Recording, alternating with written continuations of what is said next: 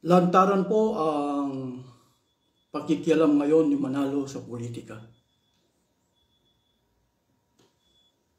At nakikita po ng iba't ibang klase ng tao ang lantarang pakikialam ni Manalo sa politika. Kasi po sa akin, marami nagtatanong kung bakit nangyayari ang ganyang bagay. Nung una po kasi, noong kaanib pa ako sa Iglesia ni Manalo, nagkaroon po ng pasya o desisyon si Manalo sa kanyang mga miyembro nung meron akong kaunawaan. Yung nasa politika na bilang miyembro, mananatili silang mamumulitika. At yung papasok pa lang sa politika, kung magpupumilit kang papasok sa politika, halimbawa, konsyal ng baryo, konsyal ng bayan, mayor, kung ano-anong katungkulan. Pagka nagpumilit ka, ititiwalag ka nila.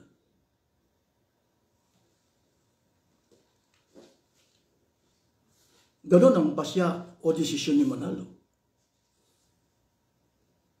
Ngayon,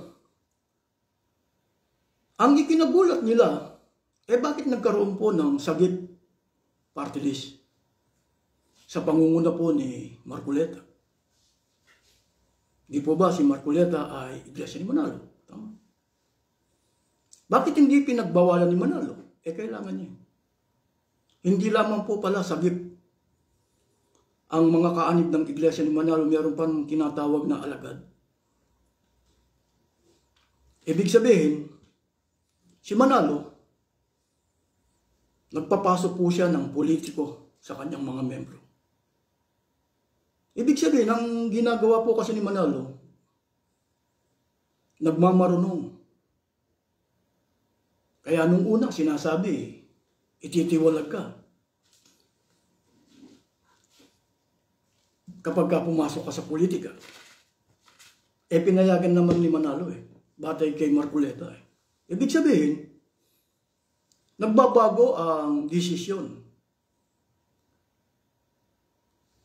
Mas maganda babasahin ko po sa inyo aklat po ng Kawikaan. Paboritong-paborito po ng Iglesia ni Manalo to. Dito po sa Kawikaan, ganito po ang ating matutunghayan sa 24, talatang 21, pansinin po ninyo. Anak ko, sa Panginoon at sa hari ay matakot ka. Sa mga pabago-bago ay huwag kang makisama, sapagkat biglang dumarating mula sa kanila ang kapahamakan at ang pagkawasak na nagmumula sa kanila ay sinong nakakaalam. Ano po ang ginagawa ni Manalo? Pabago-bago. Bakit po natin nasabing pabago-bago? Una pinakialaman niya ang kanyang mga kaanib. Kapag gusto nilang pumasok, pinapayagan niya yung dati ng politiko sa mga miyembro niya. Pero yung papasok pa lang, pagka nagpumilit, ititiwalag niya. Ang ginawa ni Manalo, ayan, lantaran, si Marcoleta, nagpapasok siya ng politiko.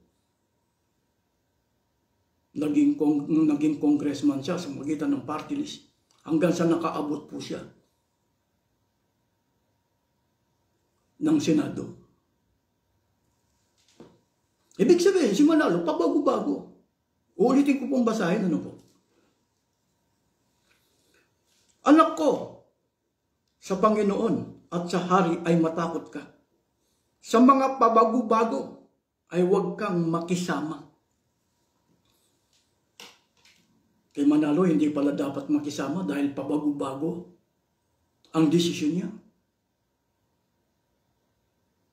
Ang totoo po niyan, si Manalo nangangailangan po ng proteksyon sa mga politiko. Dahil si Manalo po, negosyante. Negosyante po. Kaya lagi ko pong sinasabi sa inyo, si Manalo lantaran, negosyante. Kung nagagawa niyang magdikta sa kanyang mga miyembro, kung sino ang iboboto niya o ipaboboto niya, ay ginagawa niya.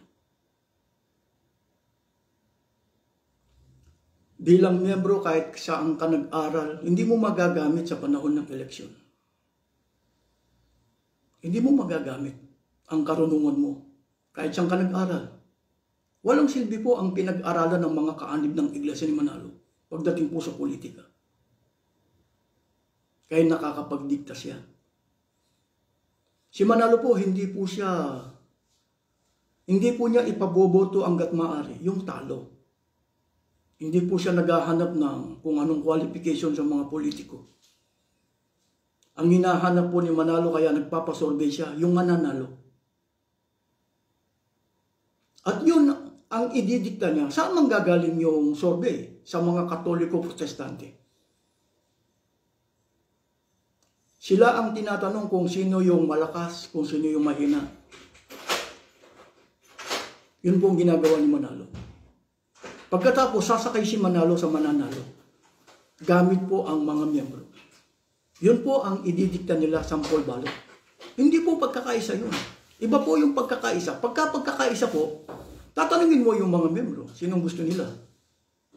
Na politiko, hindi po. Si Manalo, sasabihin niya, huwag na kayong makialam sa politika. Bukang bibig ng mga kanib.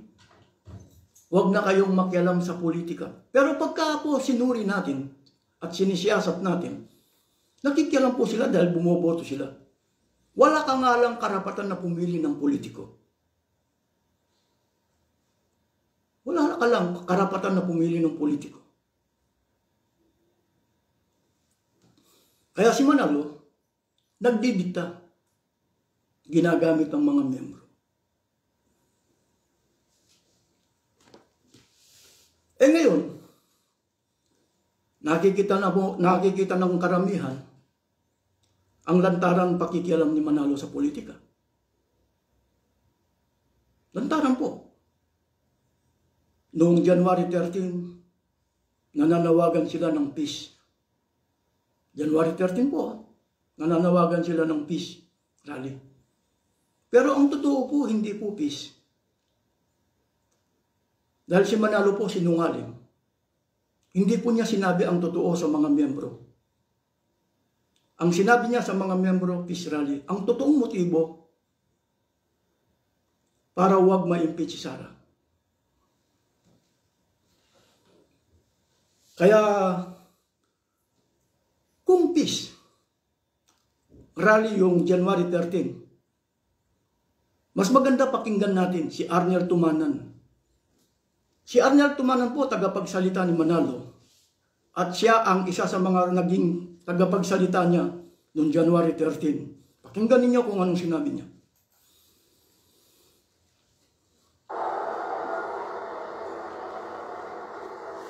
Bago tayo matipon dito kaninang umaga, Ito na. meron pa po kaming nabasa at narinig isang politiko nakalulungkot bago pa sumikat, laos na.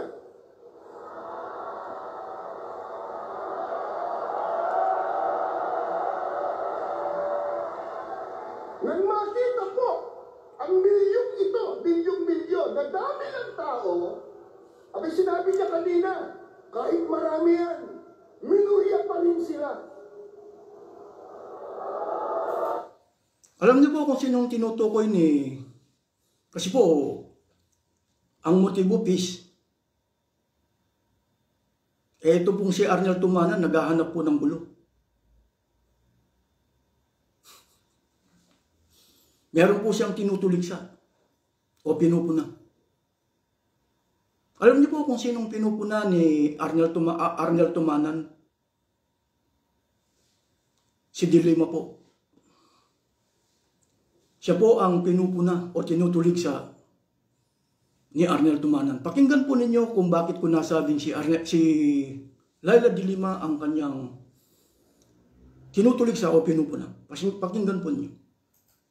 So rally set for today. You have some sectors saying that essentially it's an effort to protect the Vice President.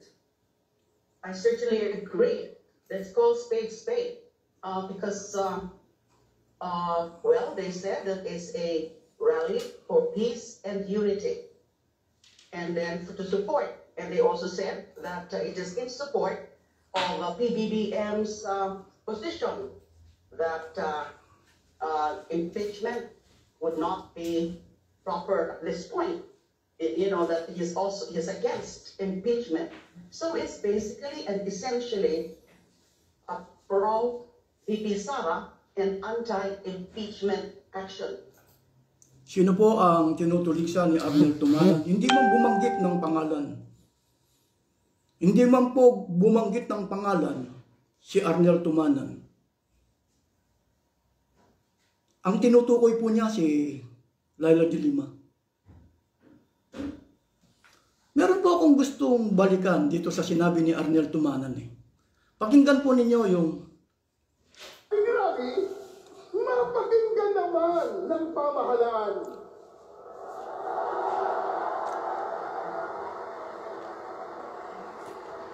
Bago tayo matipon dito kaninang umaga, meron pa po kaming nabasa at narinig isang politiko.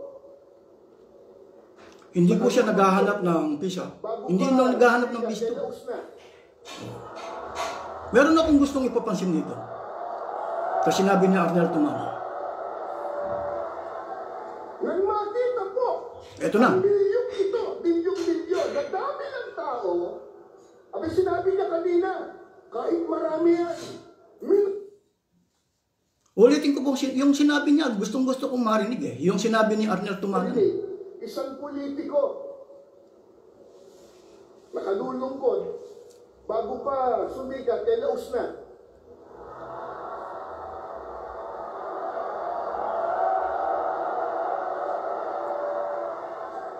Nang makita po, Eto na. ang bilyong ito, Nang makita yung milyon.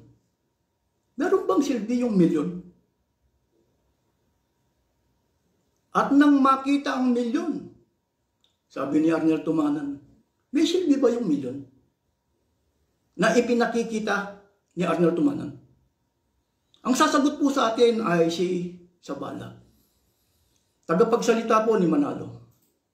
Kung may silbi po yung milyon, noong January 13. Ito po, pakinggan po ninyo ang sinabi ni Edwil Zabala, tagapagsalita ni Manalo. Ang nakakalungkot Ito na po. ay yung panawagan yun ng Iglesia ni Cristo tila hindi pinakinggan ng mga... Ulitin po natin. Ulitin po natin yung sinabi ni Arnel Tumanan. Magandang idea po yun.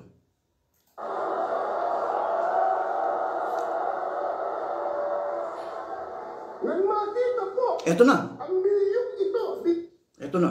Ulitin natin yung sinabi ni Zabala. Yung panawagan yun ng Iglesia ni Cristo tila hindi pinakinggan ng mga tinaob. Wala pong silbi yung milyon. Wala pong silbi.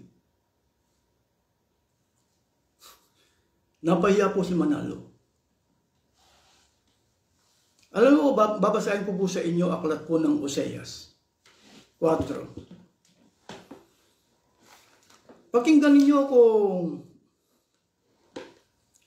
bakit. Habang lalo silang dumarami, lalo silang nagkakasala laban sa akin, aking papalitan ng kahihiyan ang kanilang kaluwalhatian. Basihan ba yung marami? Manapa ang Diyos galit. Habang lalo silang dumarami, ay lalo silang nagkakasala laban sa akin. Kaya yung kaluwalhatian nila, papalitan ng kahihiyan.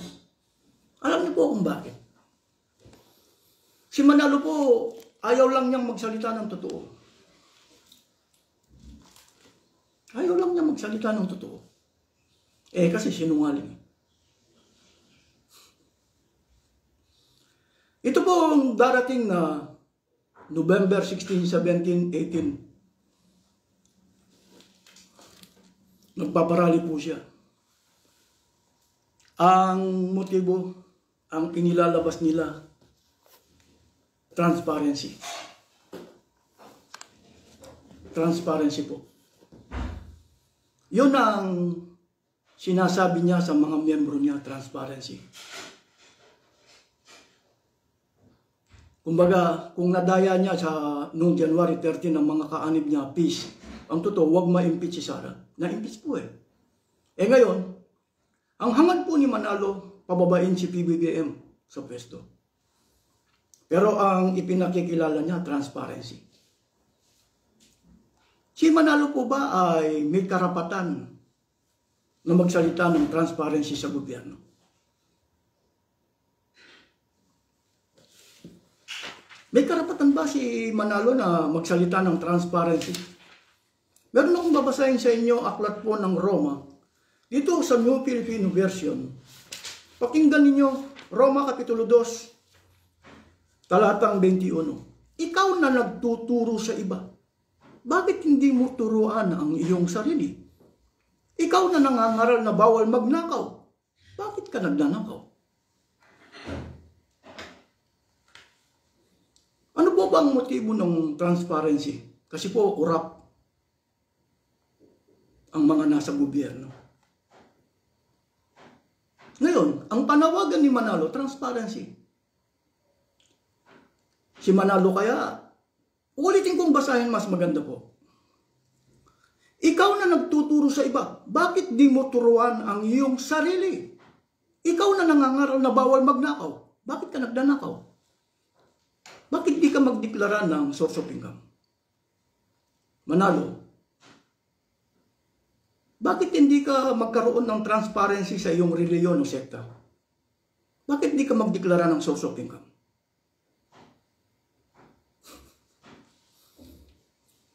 Dito, kasi po meron pong separation of state and religion. Separation, state, and religion. Dapat alam ni Manalo to, yung separation of state and religion. Kung si Manalo nakakapagsalita siya sa states ng transparency, ibig sabihin si Manalo lumalabag siya sa batas ng gobyerno. Hindi po separation, sinasaklaw niya ang gobyerno. Ang hinahanap po sa mga opisyal ng gobyerno na dapat magkaroon po ng magsasalita sa kanila ng transparency kay Manalo. O Manalo, kung hangad mo transparency, pangunahan mo. Magdeklara ka ng source of income. Gusto ko. Bakit ganun po ang hangad natin? Si Manalo po kasi hindi pastor, hindi ministro. Si Manalo negosyante. Negosyante si Manalo. Yun ang gusto kong lumitaw sa maraming tao. Si Manalo negosyante. Meron ba tayong maipapakitang pamumuhunan na ginagawa ni Manalo? Meron. Nandiyan ang Philippine Arena, eskwelahan, hospital. Si Manalo, ang turo ni Manalo, kung titingnan at susuriin ninyo sa pamagitan ng mga ministro, si Manalo mismo ang gumawa ng doktrina. Ang doktrina ni Manalo, purong donation lamang ang source of income. Sa pamagitan ng ministro, magtuturo ang ministro sa pamagitan ng Pandoktrina 19. Ang palilitawin nilang source of income ni Manalo, voluntary contribution daw. Pandoktrina 19. Lahat ng ministro ni Manalo may hawak nito. Ito po yung ginagawa nilang pandaraya. Nakakapandaya sila sa mga tao. Sa pamagitan ng ministro, ang itinuturo po nila, voluntary contribution lang. Ang source of income ni Manalo, voluntary contribution. Naniniwala ba kayo na ang source of income ni Manalo, voluntary contribution lang? Wala pa siyang eskwelahan, hospital, dormitory, Philippine Arena. Anong kinikita niyan? Ang unang tinira ni Manalo, yung mga ministro niya. Ginawa po niyang mangmang ang mga ministro niya. Kaya tinatanong ko lang ang mga ministro ni Manalo. Ang voluntary contribution ba, pwede bang gamitin na puhunan o kapital? Para kumita ka ng bayad? Napakasimpleng tanong lang eh. Ngayon, hinilalahad ko yung pagdinegosyo ni Manalo o yung pamumuhunan ni Manalo. Ayan ang ginamit niyang puhunan. Kapital, voluntary contribution. Sinong namumuhunan? Ibang termino po na namumuhunan, nagninegosyo eh. Si Manalo. Si Manalo, negosyante.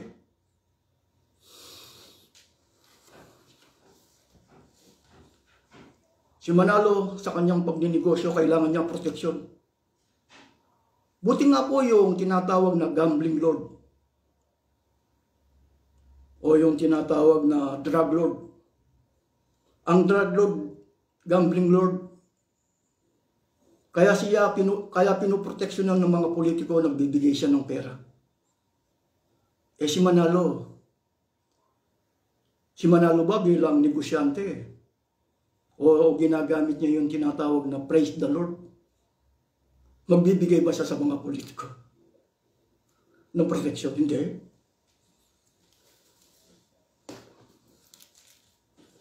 Kaya si Manalo po, wala siyang karapatan na magsabi na transparency. Kung matatalino yung mga tao. Ang hinahanap ko po sa mga politiko o namumulitiko yung magsalita kay Manalo. Manalo, magdeklara ka ng transparency. Magdeklara ka ng source of income. Baka naman sasabihin ni Manalo, wala po akong karapatan magtrabaho, pastor po ako, ministro ako. Bakit meron kang eroplano? Bumili ka ng eroplano. Hindi mo sinabi sa mga miyembro mo. Nagkaroon ka ng bahay sa Forbes Park, hindi mo sinabi sa mga miyembro mo. Nagsisinungaling ka. Ang ginagawa ngayon ng mga nasa labas ng iglesia ni Manalo, halimbawa yung mga vlogger, inilalantad nila na ang pagkakaroon ng eroplano ni Manalo, nagagalit ang mga miyembro. Bakit? Hindi po proud ang mga miyembro. Umaasa lang sa bigay na donasyon. Si Manalo nanlilimos lang. Meron siyang eroplano. Meron siyang bahay sa Forbes Park. Nanlilimos lang. May karapatan ba si Manalo na magkaroon ng transparency sa gobyerno? Dapat pagunaan niya. Alam niyo po, mga politiko, kaya ako, kapag nakakakita ako ng mga politiko o namumulitika sa Pilipinas, dahil meron po kasi mga personal interest ang mga politiko. Marami akong nakakausap ng mga politiko, hindi nila pwedeng kalabanin si Manalo. Dahil meron silang personal interest, kailangan nilang manalo. Kung matatalo man sila ngayon, bukas makalawa magagamit pa rin nila si Manalo. Dahil si Manalo nakakapagdikta. Hindi po pagkakaisa yun. Ang pagkakaisa, tinatanong mo yung mga miyembro mo. Pero kung dinidiktahan mo lang sa pamagitan ng sample balot ng mga makahanib mo, pagdidikta po yun. Bakit kailangan diktahan? Kasi po, ang totoo niyan, si Manalo na lang ang pwedeng gamitin para mapaalis si Bongbong Marcos. Siya na lang. Dahil si Manalo nakakapagdikta siya sa mga... Ngayon, gusto ni Manalo palitan ang presidente. Bakit nagagawa ni Manalo yan? Dapat po ang gagawin ng mga politiko, putulin ang bagwis ni Manalo habang may panahon. Isang pangako sa sambayan ng Pilipino, Pangulong Tudling po, babasahin ko ang isang pasugo. Ito po ang sekreto ng iglesia ni Manalo. Ito po ang sikreto ng iglesia ni Manalo kung bakit hindi siya kinakalaban ng mga politiko. Sa kabila na gumagawa na siya ng mga pagsisinungaling laban sa gobyerno.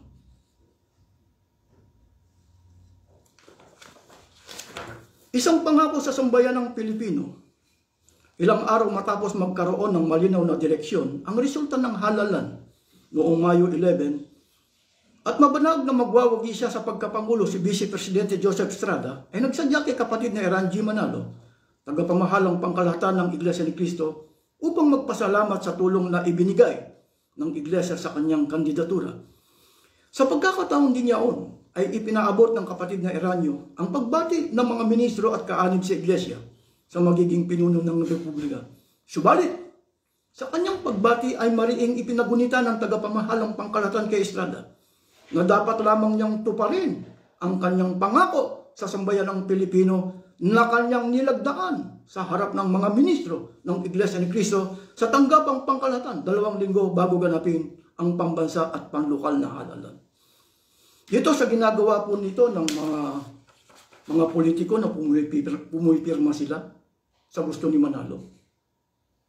Sumusuway sila sa batas ng gobyerno, itong mga politiko. Pati si Manalo. Kaya hindi po separation. Pagka meron kang pinipirmahan, at yun ang susundin mo, hindi po separation of state and religion.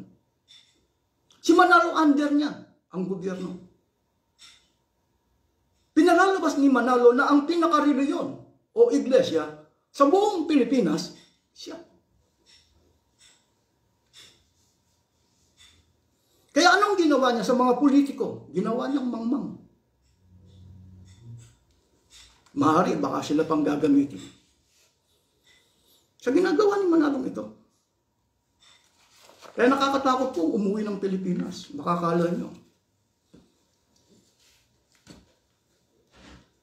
Si Manalo nakakapagkuman sa mga politiko. Kasi po, dahil si Manalo nakakapagdikta siya sa kanyang mga kaanib. Pero sa ngayon, hindi siya mapagbigyan ni Bongbong Marcos. Ikaw pa naman. Kukunin ng gobyerno mo, papayag ka. Siyempre, hindi ka papayag. Lumampas na ng 3 taon eh. Ang gusto nila, 2 taon lang eh. Igagaya nila katulad nung kay Joseph Estrada eh. Sino bang nakita ninyo ng alisin si Joseph Estrada? Si Chavit. Kung nanonood po kayo o nakikita nyo yung nangyayari, sino bang nangunguna ngayon nakikita nyo? Si Chavit. Singson. Wala silang magawa. Kasi po, kaya ako po binabasa ito. Alam niyo po, karangalan kay Manalo na siyang nagpapanalo sa mga politiko. Kurang pa mga politiko. Sino dapat sisihin? Si Manalo. Si Manalo ang dapat sisihin kung bakit kurang pa mga politiko. Kasi po, meron po akong nakitang isang senador. Dapat daw sa susunod na eleksyon ay maging aware o maging tama, maging palasuri. Bumoto ng tama. Paano buboto yung mga kaanib ng iglesia ni Manalo ng tama kung nadidiktahan lang sila? Sino magtuturo sa mga politiko kay Manalo? Manalo, huwag ka nang magdikta. Sa ginagawa mong yan eh. Kaya puro kurap ang mga politiko dahil sa iyo. Wala akong makitang ganyan mga politiko. Ang tinuturuan individual. Ngayon, sino lang ang pwedeng gamitin para pababain si PBBM? Pero ang inilalabas ni Manalo transparency. Alam mo kung matalino lang ang presidente o yung mga politiko, si Manalo down siya. Magdeklara ka ng source of income. Manalo. Paano ka nagkaroon ng, nanlilimos ka lang. Naka-aeroplano ka. Kasi po, nung panahon na, kung palabasa po kayo ng Biblia, si Noe. Alam ng Diyos na lulubog. Kaya nagpagawa siya ng barka. O yung sasakyang dagat. Kay Manalo, sino nag-utos? Namamalimos ka lang. Sa magitan ng donasyon. Wala kang karapatan magtrabaho. Naka-aeroplano ka. Saan mo kinuha yan? Nakabahay ka sa Forbes Park. Wala akong nakita ng babara kay Manalo Pero kung tutusin si PBBM, kaya ako sinasabi ko, PBBM, kung nakikinig ka o nakakapanood kayo sa aking pagla-live, nakita ko yung gagawa ng destabilization kung tawagin. Ang pagkaalam ko, 4 ang iglesia ni Manalo. Si Leonardo, si tinatawag na Bantag, si Topacio, si Marcoleta. Mga miyembro ito ni Manalo. Si Manalo, nakakapagdikta siya sa kanyang mga general. Sa bawat ahensya ng gobyerno, may mga miyembro siya ipinapasok sa panahon ng eleksyon. Kaya alam na nila ang sikreto ng gobyerno. Kaya sinasabi ko, Bongbong Marcos, magpakaltalino ka. Gamitin mo ang military. Sa gagawin ni Manalong ito, kung hindi ka naging maingat, mapapaalis ka sa pwesto. Dahil galit na si Manalo sa iyo. Dahil gusto na niyang makita na si Sara ang presidente. Ang vice president ay si Marcoleta.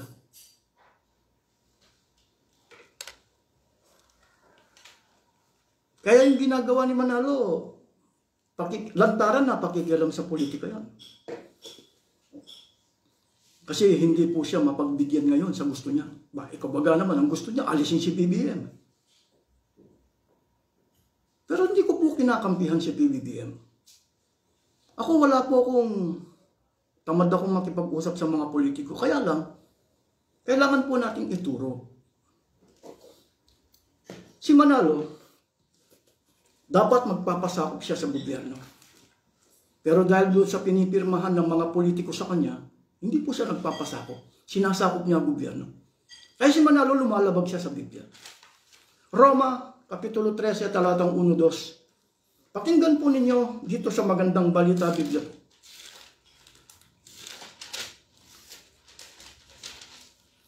Ang bawat tao ay pasakop sa mga pinuno ng pamahalaan, sapagkat walang pamalahang hindi mula sa Diyos, at ang mga pamalahang umiiral ay itinatag ng Diyos. Kaya nga, ang lumalaban sa pamahalaan ay lumalaban sa mga itinakda ng Diyos at lalapatan ng parusa ang sino mang lumalaban. Si Manalo po, sinasakop niya ang gobyerno sa pamagitan ng pagpipirma. Hindi po siya nagpapasakop sa gobyerno. Gusto niya siya ang sasakop sa gobyerno. Normal lang po yan. Kung palabas po kayo ng Biblia. Alam niyo kung bakit? Ganito ang ating matutunghayan. Yung katangian ni Manalo ngayon na sinasakop niya ang gobyerno. Apocalypse 18:3. 18, Kapitulo 18, talatang 2 hanggang 3. At siya'y sumigaw ng malakas na tinig na nagsasabi, naguho, naguho ang dakilang Babylonia at naging tahanan ng mga demonyo, kulungan ng bawat espiritong karumal-dumal at kulungan ng bawat karumal-dumal at kasuklam-suklam ng mga ibon, sapagkat dahil sa alak at galit ng kanyang pakikiyapid. Kaya po nasasabi natin nakikiyapid si Manalo sa gobyerno, nagpapapirma siya. Nagpapapirma. Ulitin natin. Sapagkat dahil sa alak na galit ng kanyang pakikiyapid, ay nangaguo ang lahat ng mga bansa at mga hari sa lupa. Ay nangakiyapid sa kanya. At ang mga ngalakal sa lupa ay nagsiyaman dahil sa kapangyarihan ng kanyang kalayawan. Si Manalo, dalawang klase po ng babae sa Biblia. Ang tunay na iglesia na pag-aari ni Kristo, dalagang malinis. Ikalawang Korinto, Kapitulo 11, talatang 2. Ang pangalawang babae, masamang babae, ito po yung tinatawag nilang babaeng nakikiyapid sa gobyerno. Ito po ang katangian ni Manalo. Nakikiyapid siya sa mga politiko sa pamagitan ng pagpipirma. Gusto niya hindi lamang ang mga miyembro niya, kundi pati sa politika. Bakit? Si Manalo po kasi negosyante. kailangan niya proteksyon sa mga politiko. Nangangailangan ng proteksyon si Manalo sa mga politiko.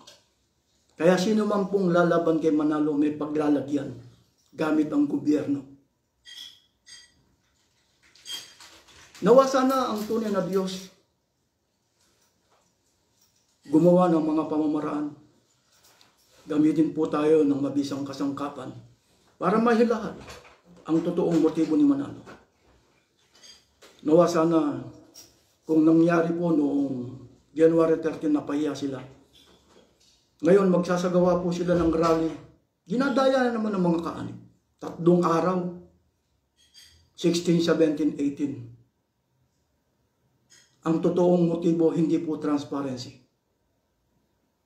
kundi pababain si Bongbong Marcos.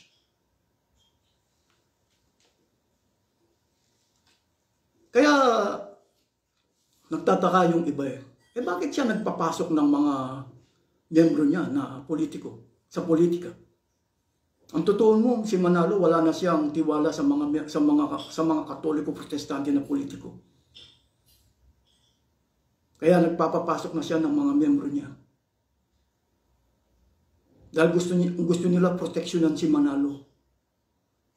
Kaya kung tutusin nung panahon, kung kayo po ay palasuri, palasiyasa, ang gustong-gusto pa nila sa panahon ni Pinoy, ang NBI.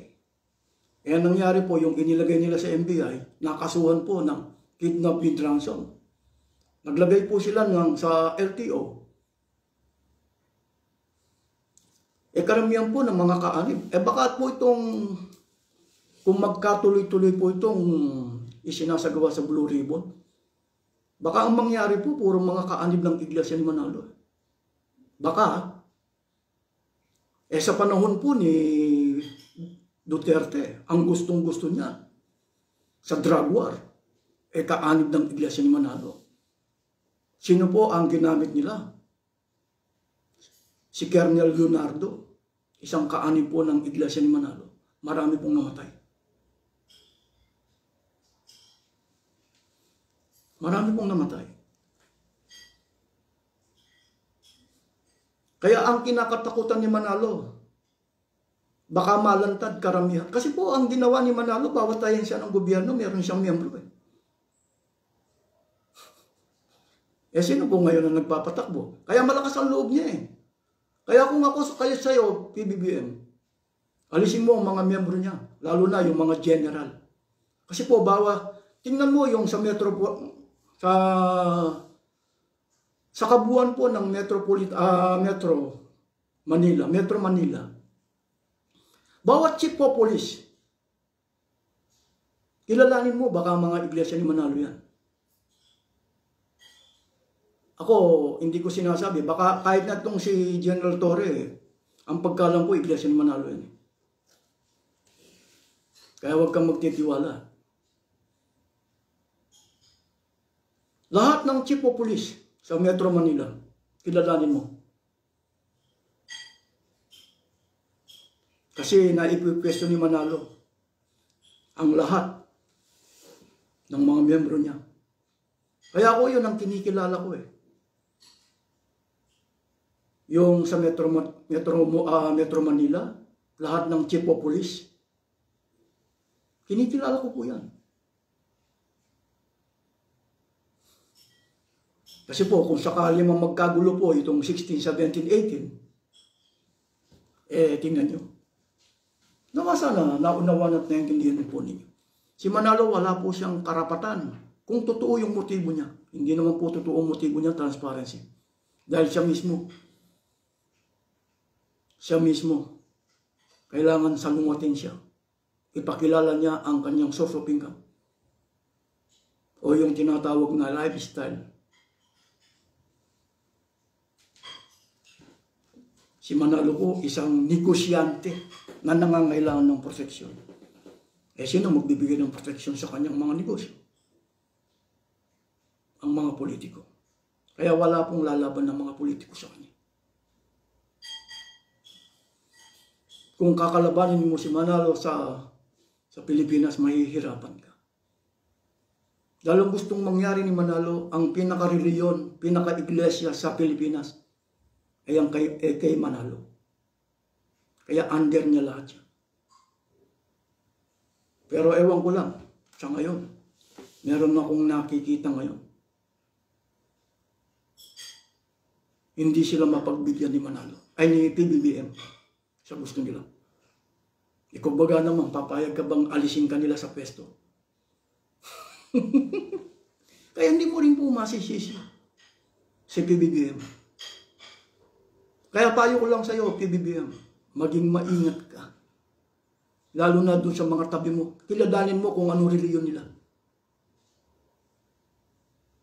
Alam niyo po, ang iglesia ni Manalo, no strike.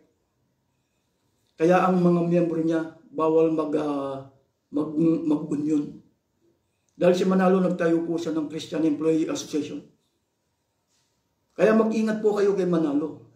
Kung ngayon nakakapagparali siya sa mga politiko, yung pa kaya mga negosyante, bukas makalawa po yung mga miyembro niya sa bawat kumpanya, katulad ng SM, baka bukas makalawa mag-i-strike yan.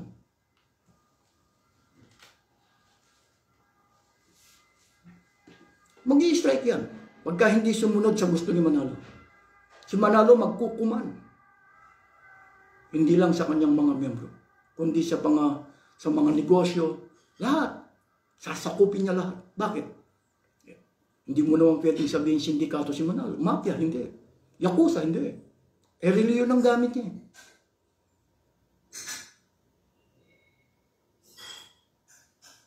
Hindi natin pwedeng sabihin yakuza. Hindi pwedeng sabihin mafia. O sindikato. Pero yung ginagawa niya, kagaya. Kaya pwede siyang gamitin para pabagsakin ang gobyerno. Katulad ng gagawin nila kung sakaling matutuloy itong November 16, 17, 18. Nawa sana naunawaan po ninyo ang aking pagtuturo. Maging matalino po kayo. Kung meron po kayong mali na nakikita sa aking pagtuturo, mag-comment po kayo. Si Manalo, dapat makilala siya na siya isang negosyante. Ang hangad niya proteksyon sa mga politiko. Kaya gustong-gusto niyang hawakan ang mga politiko para proteksyonan siya. At sino man pong lalaban katulad natin, may paglalagyan po tayo. Nawa sana hindi po siya magtagong, hindi mananatiling ganyan. Sana ipagkaloob ng Diyos na maunawaan ng lahat ng tao ang mutibot po natin. Maraming pong salamat sa inyong lahat.